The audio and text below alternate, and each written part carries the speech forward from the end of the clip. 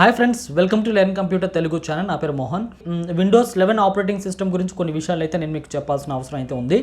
చాలామంది అడుగుతున్నారు విండోస్ 11 ఎలా అప్గ్రేడ్ చేయాలి, మా కంప్యూటర్లో విండోస్ 11 ఇన్స్టాల్ కావట్లేదు, టీపీఎం ఎర్రర్ వస్తుంది, దాని తర్వాత సెక్యూరిటీ బూట్ ఆప్షన్ అడుగుతుంది, ఏంటి ఇవన్నీ కూడా అనేది మీకు వీటన్నిటిపై నేను మీకు ఒక క్లారిటీ ఇవ్వబోతున్నాను. ఓకేనా? సో ఎవరైతే విండోస్ 11 ఆపరేటింగ్ సిస్టమ్ ఇన్స్టాల్ చేసుకోలేకపోయారో, లేకపోతే ట్రై చేసి అయ్యారో వాళ్ళకి ఇన్ఫర్మేటివ్గా ఉంటుంది ఈ వీడియో. ఓకే, సో లాస్ట్ వరకు చూడండి ఫ్రెండ్స్.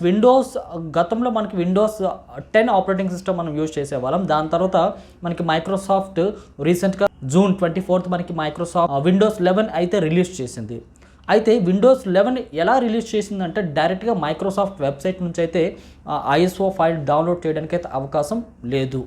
ఎవరైతే విండోస్ 10 యూజర్స్ ఉన్నారో వాళ్ళు మాత్రమే వాళ్ళ కంప్యూటర్ అండ్ ల్యాప్టాప్స్ నుంచి విండోస్ 11కి అప్గ్రేడ్ అవ్వచ్చు అనమాట. మరి ఎవరు అప్గ్రేడ్? ఫర్ సపోజ్ నేను విండోస్ 10 ఆపరేటింగ్ సిస్టమ్ ఇన్స్టాల్ చేశాను నా కంప్యూటర్ అండ్ ల్యాప్టాప్లో, బట్ నేను ట్రై చేశాను విండోస్ 11కి ఇన్స్టాల్ చేయలేకపోయాను.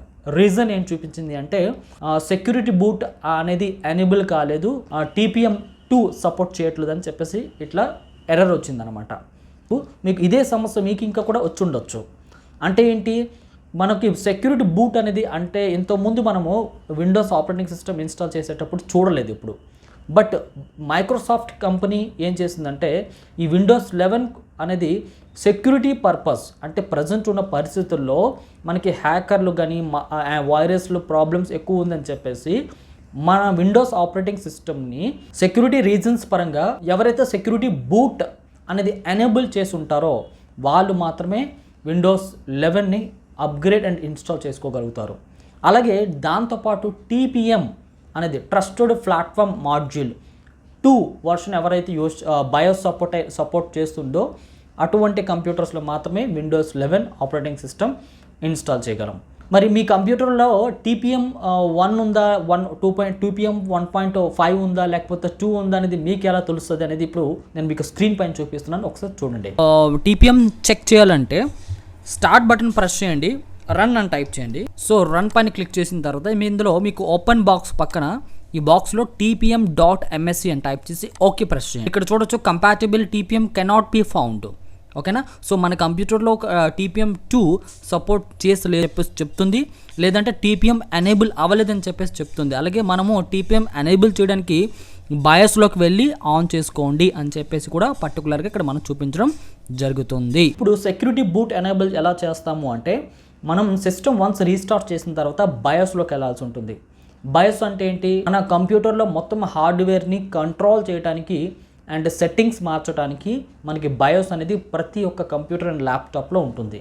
మరి ఆ బయోస్లోకి మనం ఎప్పుడు ఎలా వెళ్తాము అంటే వన్స్ మన సిస్టమ్ని ఆన్ చేసేటప్పుడు కానీ లేకపోతే రీస్టార్ట్ చేసిన తర్వాత మళ్ళీ ఆన్ అయ్యేటప్పుడు పోస్ట్ టైం అంటారు.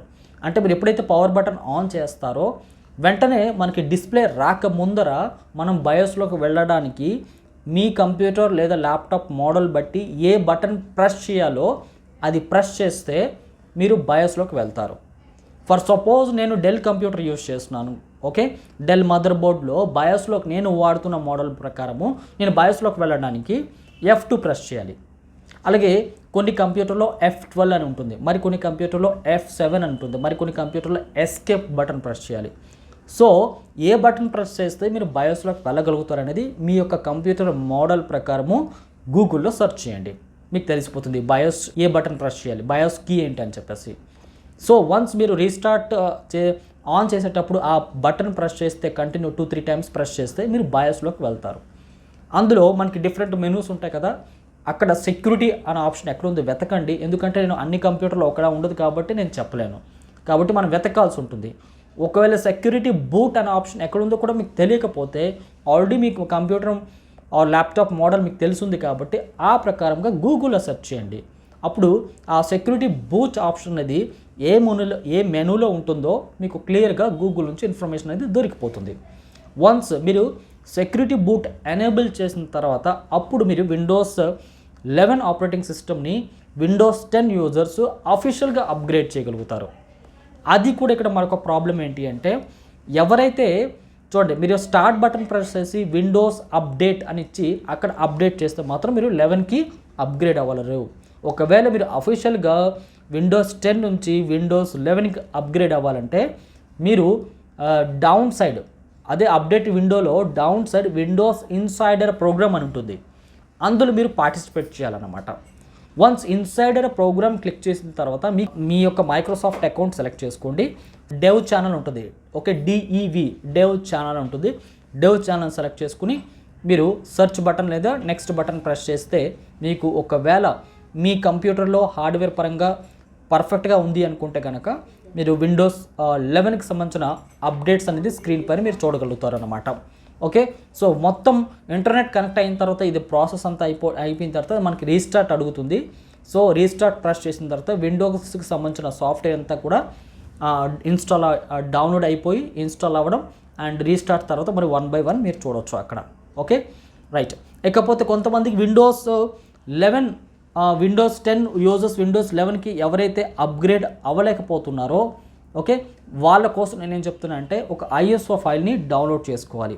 అఫీషియల్గా అయితే మైక్రోసాఫ్ట్ వెబ్సైట్ నుంచి అయితే లేదు, బట్ మనం ఐఎస్ఓ ఫైల్ని విండోస్ 11కి ఐఎస్ఓ ఫైల్ని ఎలా డౌన్లోడ్ చేయాలో చూపిస్తున్నాను. కొంతమంది అయితే డౌన్లోడ్ చేశారు, నేను ఇంకా కూడా డౌన్లోడ్ చేశాను, కాకపోతే నేను డైరెక్ట్గా ఇన్స్టాల్ చేస్తే అప్గ్రేడ్ అవ్వాలనుకున్నాను, కానీ ఇదే ప్రాబ్లం టీపీఎం అండ్ దాని తర్వాత సెక్యూరిటీ బూట్ ఆప్షన్ అనేది నాకు ఎర్రర్ రూపంలో ఆగిపోయిందనమాట. అప్పుడు నేనేం చేశాను అనేది నాకు దొరికిన సొల్యూషన్, ఎలా ఇంటర్నెట్లో సెర్చ్ చేస్తే డిఫరెంట్ వీడియోస్ చూస్తే ఒక సొల్యూషన్ అయితే దొరికింది. అది ఇంకా కూడా నేను మీతో నెక్స్ట్ వీడియోలో షేర్ చేస్తాను. అండ్ మీకు ఏమైనా డౌట్స్ అండ్ సజెషన్స్ ఉంటే కనుక మీరు కామెంట్లో తెలియజేయండి. అలాగే మీకు ఖచ్చితంగా విండోస్ ఐఎస్ఓ ఫైల్ వితౌట్ ఎర్రర్తో ఎలా ఇన్స్టాల్ చేసుకోవాలని కామెంట్స్లో తెలియజేస్తే నెక్స్ట్ వీడియోతో మీ ముందుకు వస్తాను. ఓకేనా, మీకున్న డౌట్స్ని కొంచెమైనా నేను క్లియర్ చేశాను అనుకుంటున్నాను. సో నెక్స్ట్ వీడియోలో మీట్ అవుదాం ఫ్రెండ్స్. అంతవరకు సెలవు తీసుకుంటున్నాను. థ్యాంక్ యూ, నమస్తే.